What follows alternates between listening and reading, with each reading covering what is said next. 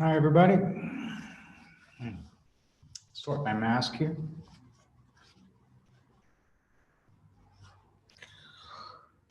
So I'm gonna wait a few more minutes until some other people show up. Maybe I should put some more light on myself. Probably a good idea. Just for the show.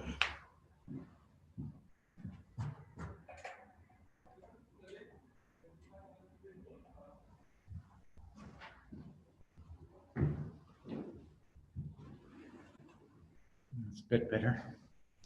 Anyhow, so let me see who's here. Hi, Brian.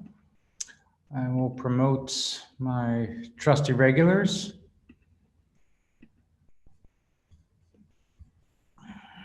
And we'll switch to gallery view. Yeah. And let me get my volume up here. Hey, guys. Hi there.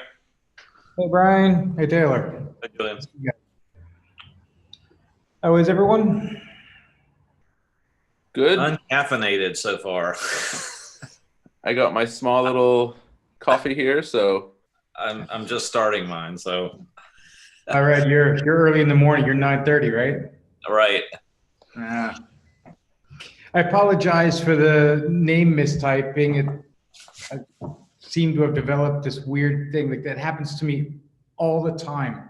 It has nothing to do with respect for anyone's name. It just like I'm in the middle of doing stuff and getting it done, and then it gets all messed up. My name it's easy to do that with because the OI it goes IO, but it gets switched. That happens a lot. It's like it's not. Yeah, it's easy to do. Is your last name pronounced Hyatt? Hyatt? Some people try to pronounce it that way, but it's Hyatt. It's like the English spelling, because that was the pattern of migration. It was French and then English. Right. HYATT is the English version, I suppose. Not to be disrespectful, but like the hotel. It's the pronunciation like the hotel. Yes, with substantially less money.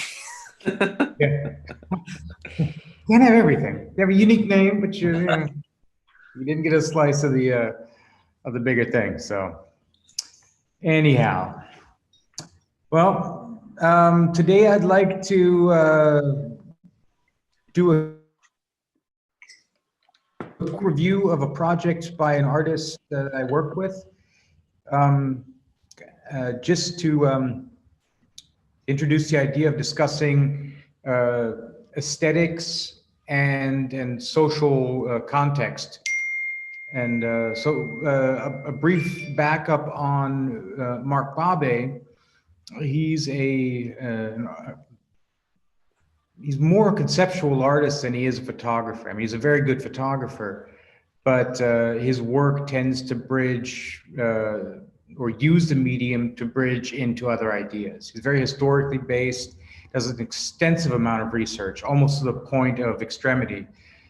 And this is the project that Mark and I met discussing a number of years ago when I did APAD in New York City.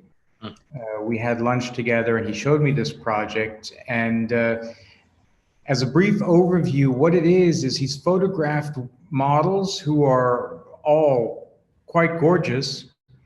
And he's taken them then to a plastic surgeon and discussed optimizations to bring out the most perfect version of themselves. And then went ahead and had that surgeon make the markings on the individual people, on the models, and then photograph them. Now, it's important to note that none of the models actually went ahead and had the surgery done. So this is literally about the conversation of beauty perceived and or natural beauty and perceived beauty, socially perceived. And I found the project to be quite fascinating. We did an exhibition of it, and I've sold these pictures quite well, both here in Europe as well as into Asia, where we sold a complete set. And Mark told me about the visual aesthetic that he used, where he was going very much for that kind of 1920s glamour look to, with the lighting and the drama of everything, and also the poses and so on. But he also chose to keep any form of time framing out of the images, meaning here there's no dress or shirt or anything, but there's also not a fully naked person here. So you get a touch of the eroticism that you're looking at a naked woman, but it's not, erotic in the apparent manner of it, being offensive or offensive to some. And I found this project quite fascinating. First off, because the women really are quite attractive, but the biggest clue of the whole thing is he found one woman where the surgeon could make no modifications, which is at the end of the group here, and that's her. And this picture is called The Perfection.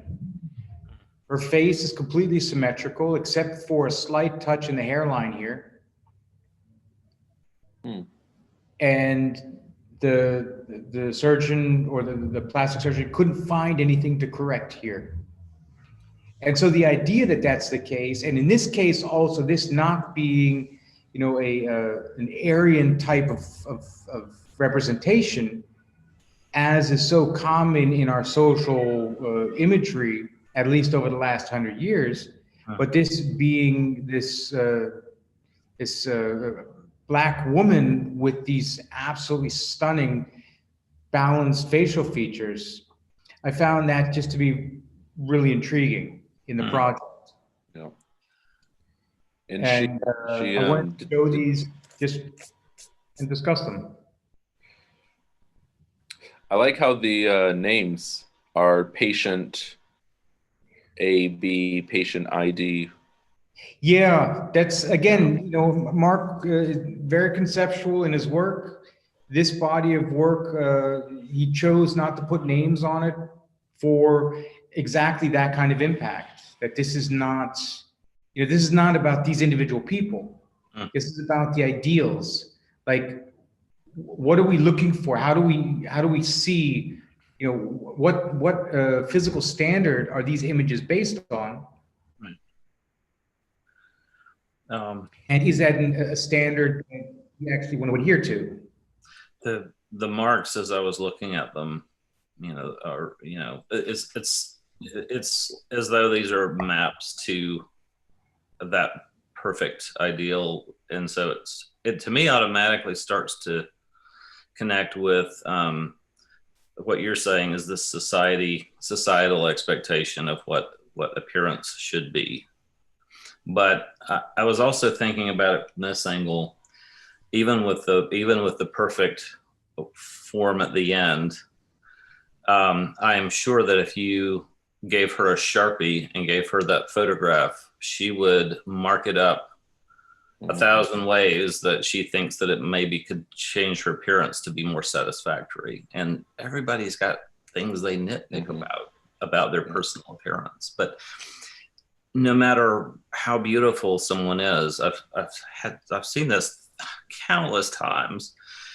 The most beautiful people have these insecurities somewhere that are the marks they could make up that got made on them.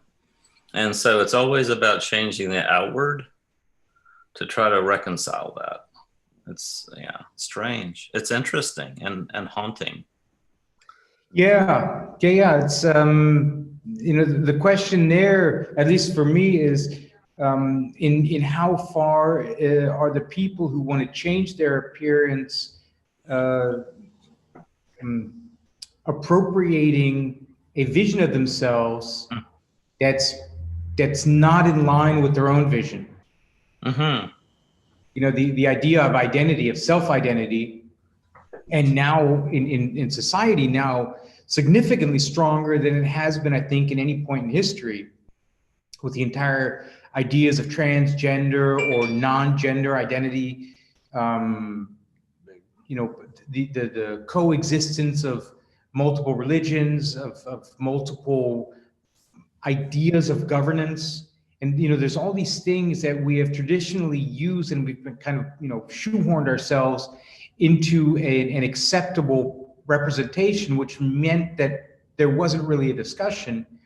And in the last, 70 years, 80 years, that has just completely blown up into this ability and almost requirement of us to clearly define our identity.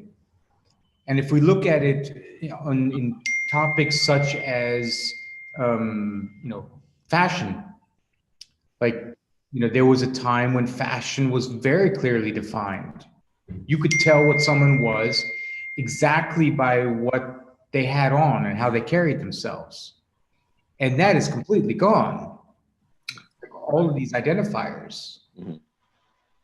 And here in this particular project, Mark just uses the markings on the face as kind of an entry point into that discussion. Yeah. But if we look at some of the like Robert Frank's The Americans, those pictures had the same kind of impact. Or Larry Fink and his photographing of the party scene, but being kind of a voyeur, like an insider voyeur, showing a bit of the weirdness and the gnarliness of some of these societal shifts or environments, brought all that with it as well. And again, maybe photography was the thing that has brought us here, because you can quickly take a photograph of somebody who is, for the context of this conversation, was abnormal. And that picture can be captured very quickly. In the old days, when it was done only in a painting, no one would take the time or have the audacity to take the time to render themselves as something other than maybe what was socially acceptable, because it was an extraordinary amount of work. So there's that. Mm-hmm.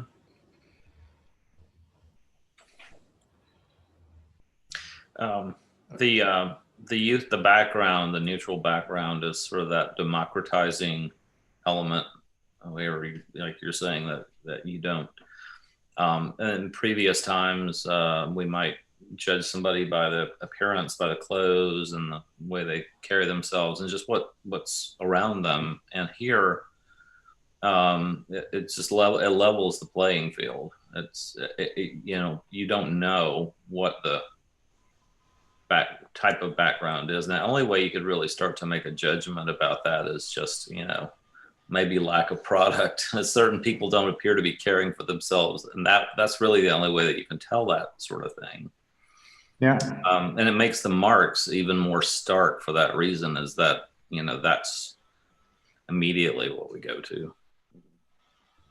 And I think what's interesting about this concept is you're seeing these women through the eyes of the surgeon in my head, because I want to notice the women so bad, but I only notice the marks and the work that needs to be made, just because it's obvious, like it's just these thick black marker drawings on their beautiful faces, but because it's so stark against the light skin, like all I can see is not like, I don't think anything's wrong, but you view it through the eyes of the surgeon. Does that make sense? Mm-hmm. Yeah, it's a good point. Yeah. It's kind of like a projection. Yeah, so I'm definitely having the projected work that will be played out, and I don't fully see people, actually. It's interesting. One topic one of the reasons why I really wanted to show this work, and I ended up doing so a number of times, is that this is, for me, it's an example of aesthetic, intelligent work that challenges a social idea or a norm. There are people who may very well say, oh, I see exactly what the surgeon means. And that person would be all the more beautiful by doing this.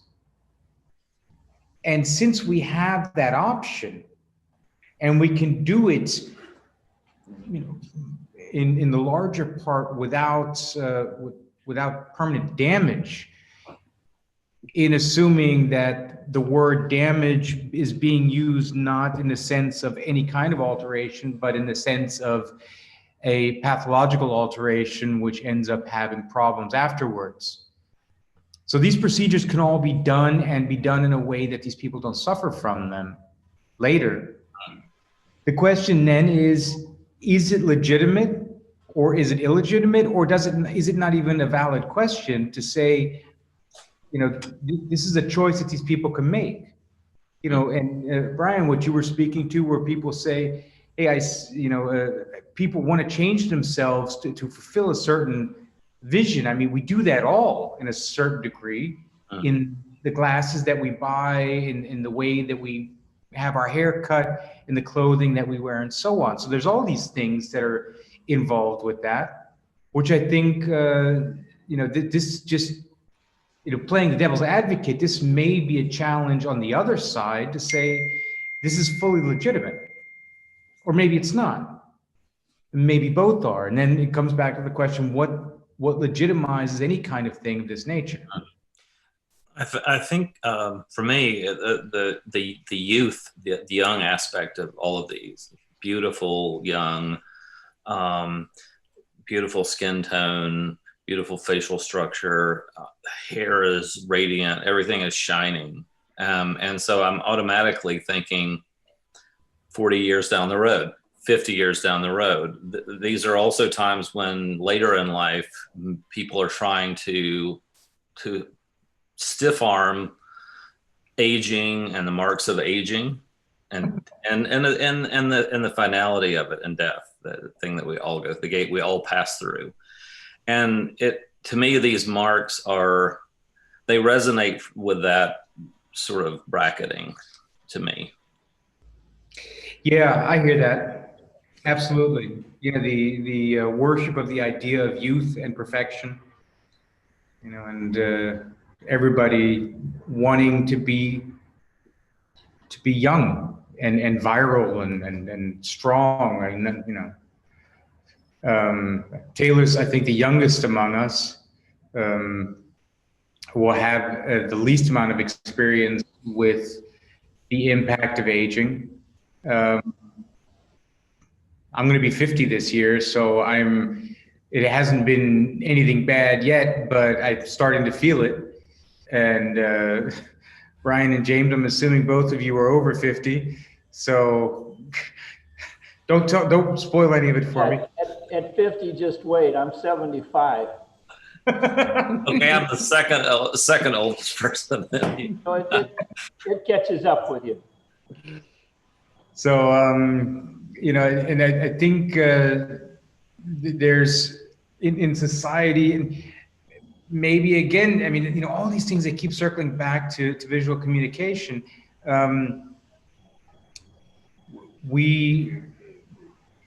We assume the things to be true that we hear the most as being true.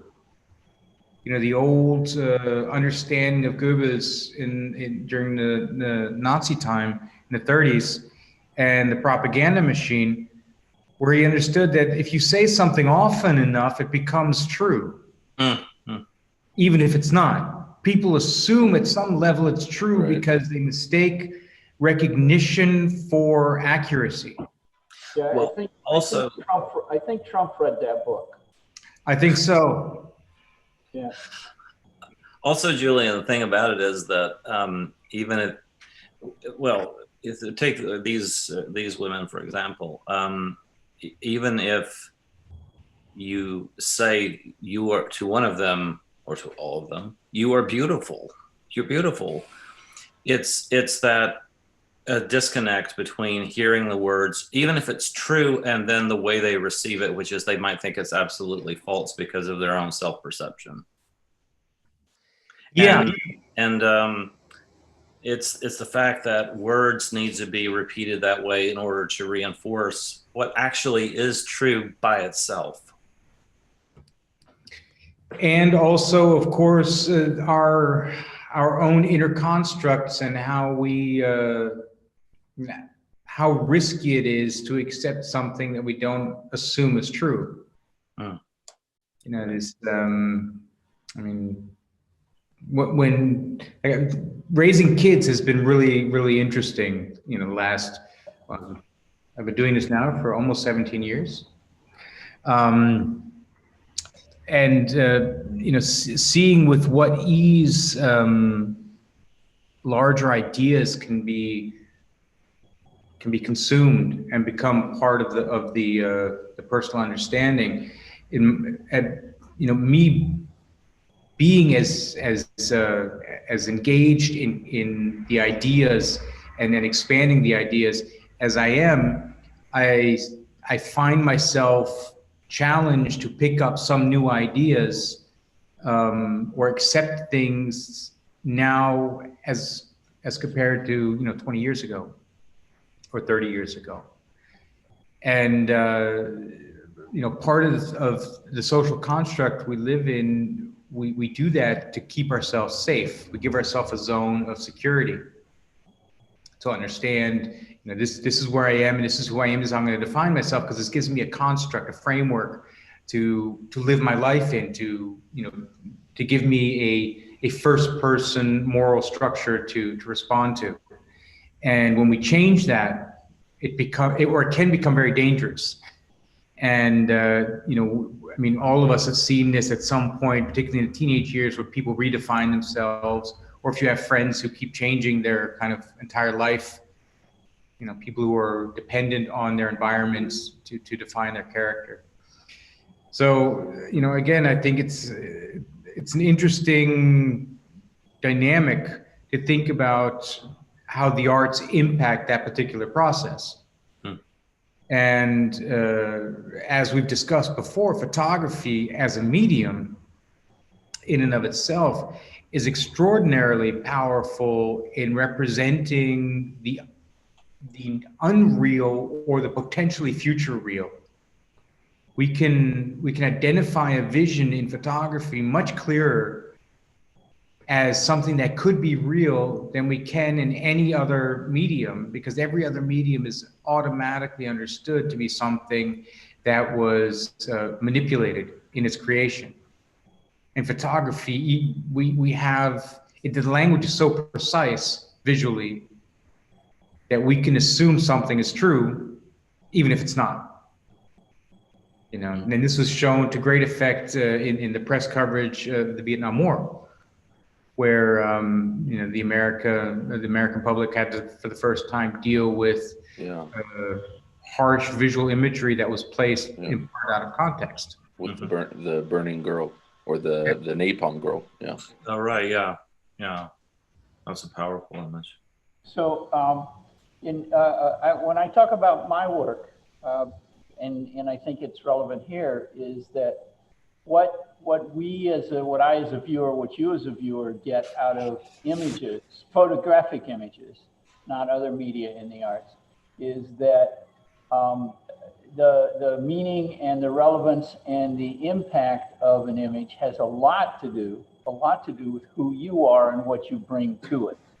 That your experience at 50 is different than mine at 75, is different than that at 30. And in all of that is brought into the art of photography when one looks at images. The image can mean a lot of different things to a lot of different people. If you have an experience, the images you were showing earlier, the experience with plastic surgery, the meaning to you of those images is very different than it is to me. So that's part of what this image represents.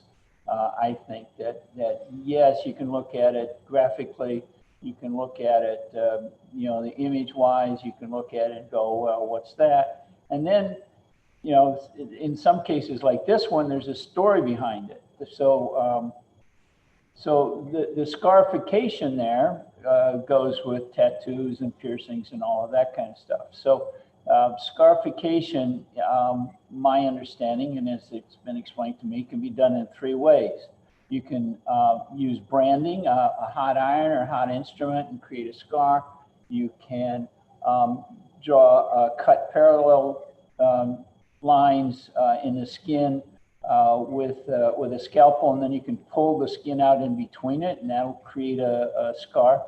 And the third way is the way this was done, is where a deeper incision was made and something is put in it to create a keloid, a scar. In this case, what she put in that incision were her mother's ashes. Now, when I first heard that, it's like, oh my God. And then I go, wow, that's endearing. And then it's like, so, so that picture now means something very different to you because you heard the story of this. But you can still look at that and appreciate it or reject it without knowing that story. But who you are and what your experience is before you get to this also brings significance to it. Absolutely. I'm looking for the zip file with the other pictures that you had sent me. I've got way too much stuff on my computer. I sent you way too much. I mean, I could, I'm not prepared today to really show you and talk about all of that, but we could, say maybe give me a week to put it together. I'd be glad to do that. Yeah, that's fair enough. That's fair enough. I just put this up because you were discussing it. So we'll leave it at the one image for now. But what I can also show, which speaks a bit to this, is a work by Sean.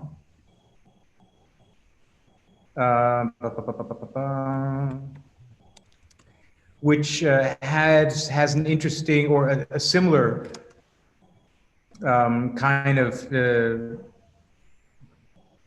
it is, right.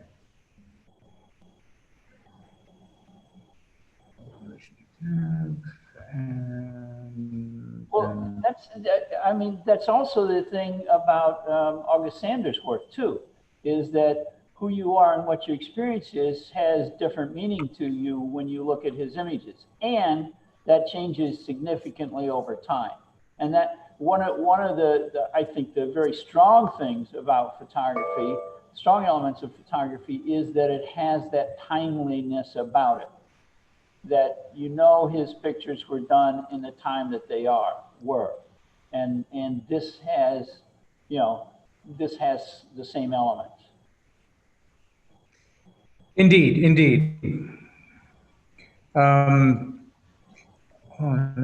trying to make sure that I have all my windows visible in case anyone pops up because something just did ping from somewhere. This particular picture here, for example, was part of an exhibition I did of two pictures, which was the 10th anniversary of 9/11. All right, it's called Two Pictures. And the story of this picture is that Sean and this man here, Sean was actually photographing these buildings in the backdrop from this rooftop. And this is, I think, in Baghdad. And this man came up to him and spoke to him with hands and feet, trying to get him to stand still because he wanted to show him something. Now, Sean, being there and being the enemy, if you will, had to make a decision if he was going to stand there and wait to get shot or if he was going to run. And he stood and waited, and this man came out with these two birds. My understanding of this picture then in turn was that this is for me a vision of peace, in that every person's peace is not necessarily the same. And as such, if we can accept that there's more than one form of peace and more than one right way to live, then it's actually possible to achieve peace. Because if we assume that it's like a monotheistic kind of ideal, that peace is a singularly defined thing, then we end up running into all the problems that societies and cultures, in their clashes in certain aspects where they're just incompatible, end up coming up. And that's why This picture, the show. An image that comes up for me, and Taylor, it might have been because you mentioned that Vietnam era picture of the napalm girl running down the road. The picture that hit my mind was the self-immolating monk who Yes. was protesting war, all that violence, but was burning, but was in a state where he was not reacting to that, and so he was in another space, and that was maybe a peaceful state. He clearly had gone beyond where he was physically, and yeah, and that one's haunting. Yeah, that's a haunting picture.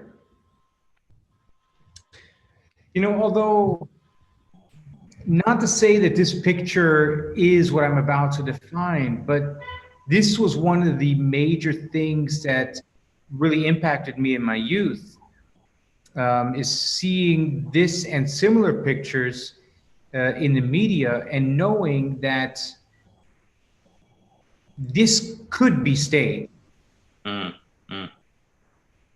It could be. And that's the problem, is the fact that it could be.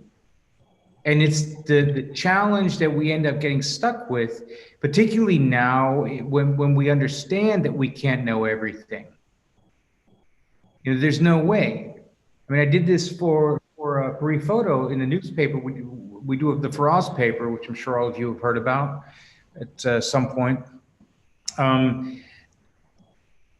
I did a calculation and figured out that it's not humanly possible for one person to meet every person on Earth. It's just flat out impossible. Now, that doesn't necessarily have any particular meaning, because most of us will only meet, a subsection of the world population. But the fact, I'm going to put another picture up for something else. That's nice to look at. Thank you. Yeah, that picture was harsh.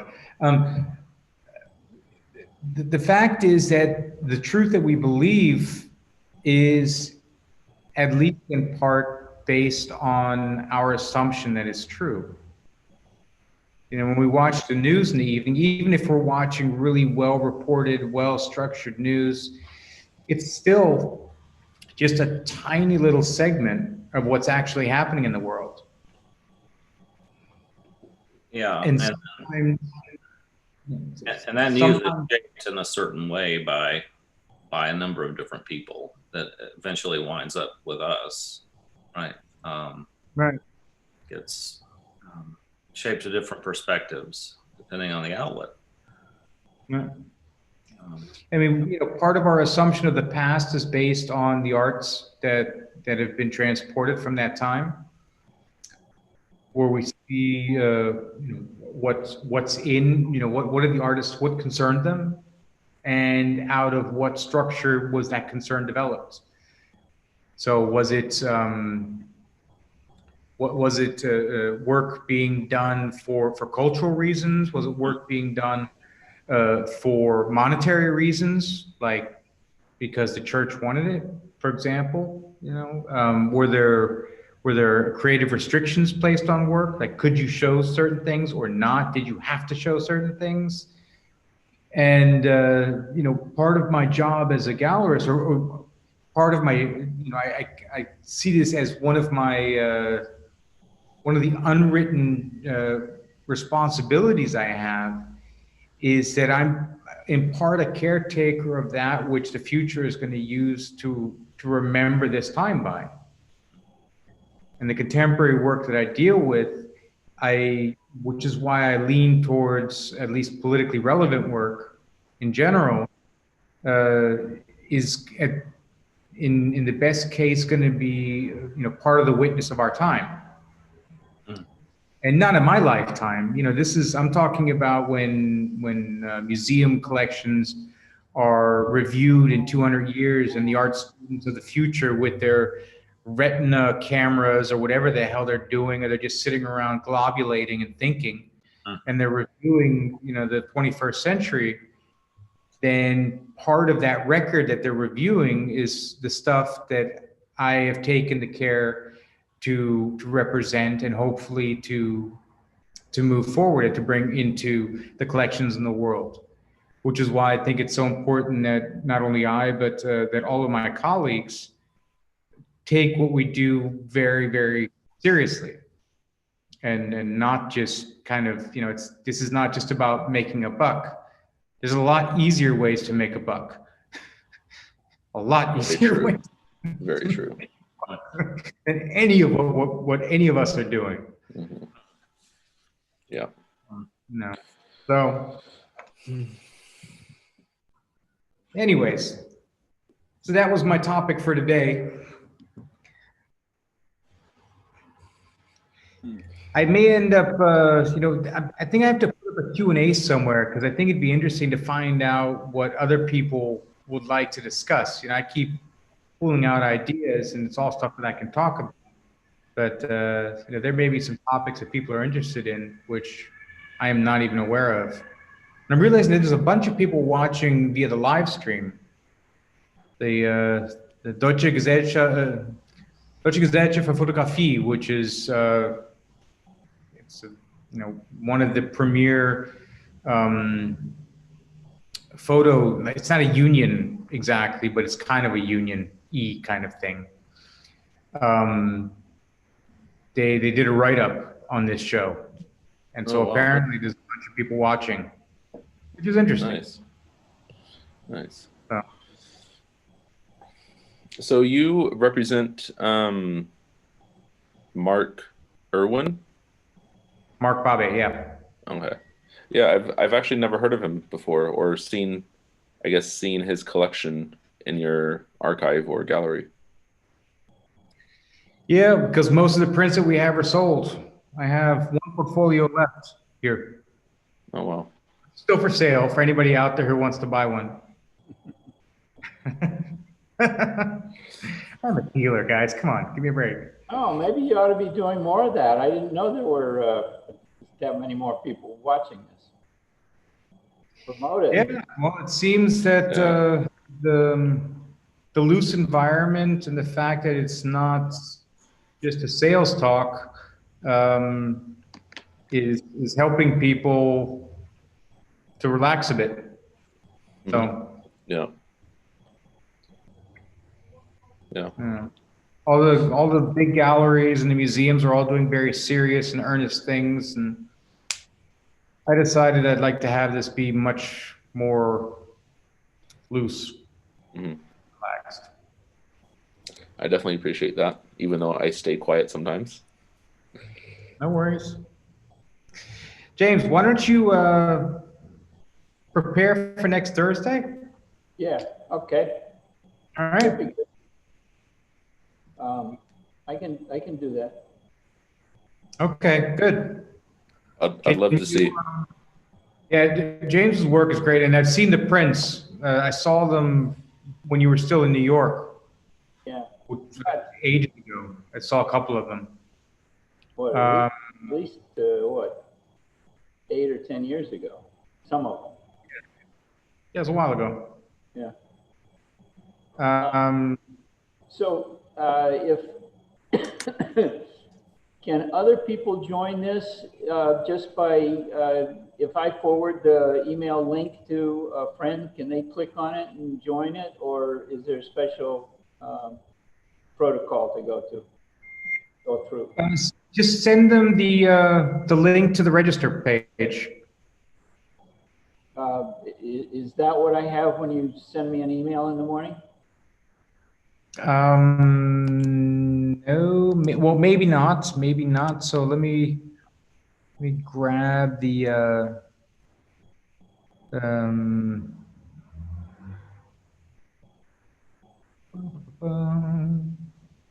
well, actually, it's probably easiest just to send them to my homepage, to Galerie Julian here. Autocorrect hell.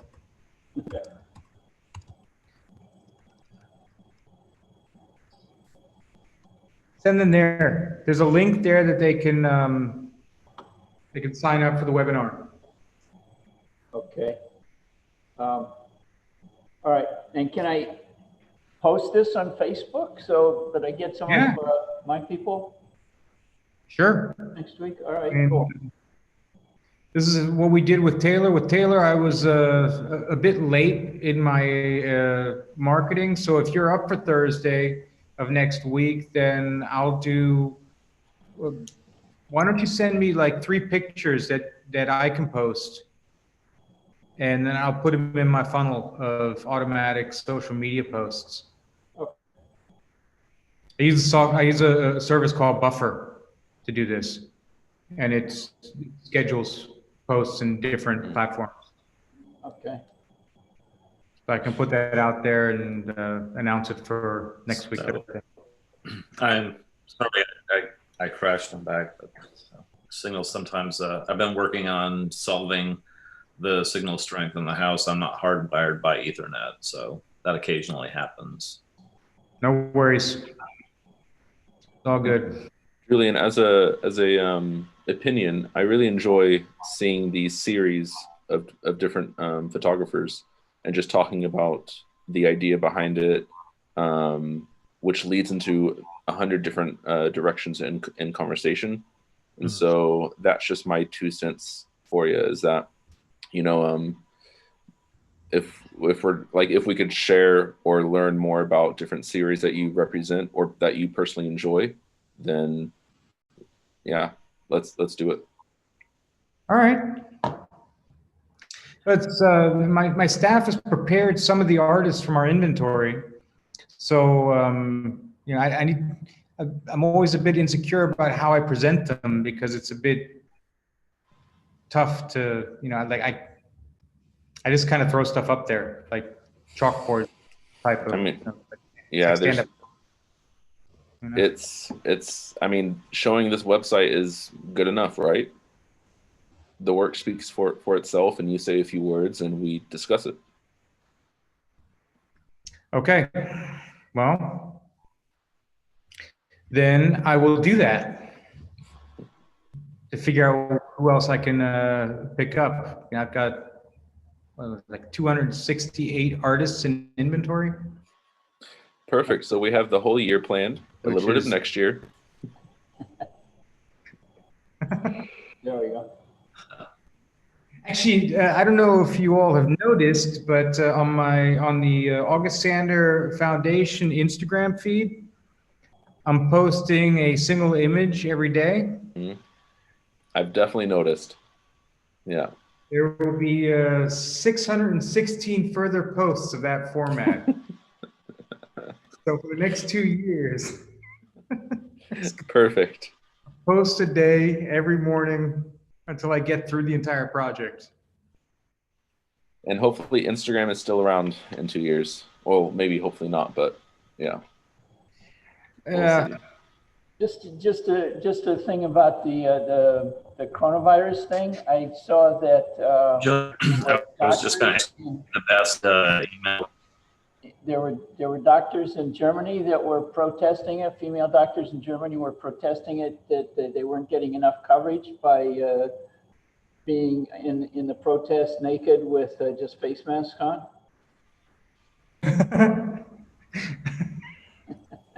I haven't read about that. Yeah. Yeah. We Germans, we even take our laughing seriously. Yeah. Okay. All right. So I'll be prepared for next Thursday. I'll email you. I have a friend who's interested in the Monday afternoon presentations. She's developing a not-for-profit, and this is right up her line and what her alley in terms of what she's looking for. So. Okay, we'll send her the link to that webinar, the registration link to that webinar. I'll post it here. I'm not sure how to help with that. It's Google. Sorry. I'm not sure how to help with that. They're always listening. That was actually really scary. Yeah. Where is the link? Where is the link? There it is. All right, so just briefly, this is the link to the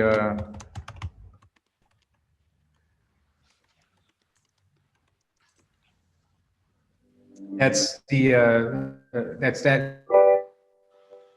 And James, if you can send me her name, because I don't accept anybody there. I have to approve anybody who wants to sign up there, very specifically, because I don't want to just have like whatever people trying to dig into my code and stuff. This is for people who are using the system and are attempting to make it function for them, to help people out with it. Yeah, okay, of course. All right. Good.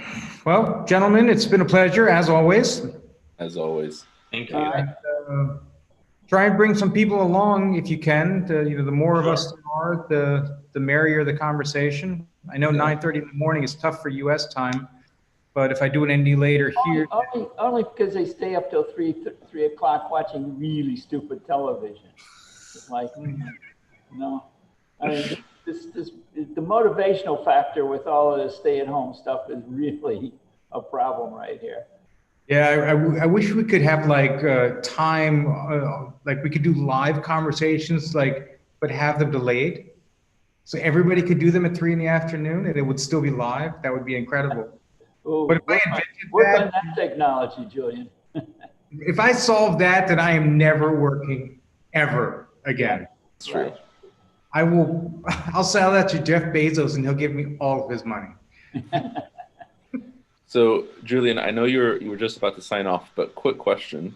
Yes. I was thinking about this a few days ago that when things return back to normal and I find a job, return to work, is Julian's TV still going to be around? What's your plan for after quarantine? I think so. I think the platform is a good platform. I may switch it to once a week. Yeah. And then look for a better time which will be compatible with more time zones. Yeah. Right. I've got this set up now and people know about it. It's been published at this time frame. So I'm doing this and sticking with it as a matter of kind of whatever, tradition, if you will. But I fully intend to keep doing it because I think it's a good platform. And I think, if my hope would be that it can grow into a place where I'm not always only making the suggestions, but I end up becoming more like an MC kind of thing, where it becomes a place that people can meet and discuss, and not just photography, but the arts in general, and how they're impacting our day-to-day lives and, how things are growing. And maybe it'll become like a good news fest at some point, which would be great. And we can all just sit here and tell each other how great our lives are because things have happened. Or, and actually another show that I want to do, which I could only do for Cologne because I'm here, is I'm looking at the exhibitions that are happening now in Cologne. And I thought it may be interesting to do like a 10-minute section where I speak about 10 galleries, 1 gallery a minute. And just mention my colleagues and say, look, this gallery has this gallery has this gallery has this. And, to understand that, as competitive as all of us are, and as competitive as, competition is good, for business and all of that, but we also need to help each other. And because we're all only going to get through this situation if we end up helping each other. Yeah. And, so we'll see. Yeah, because I would be genuinely sad if this would have to come to an end at some point.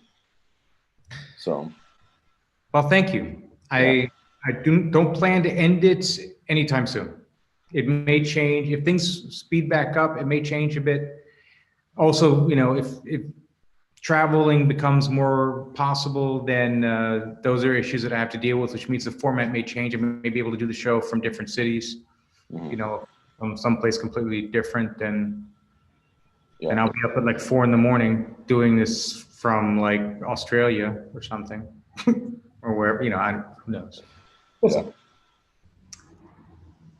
All right. All right. Good to see everybody again. Yeah. Good to see You too, you. guys. Take care. See you on Tuesday or Monday, some of you. Monday. Yeah. Right. Bye. See you guys.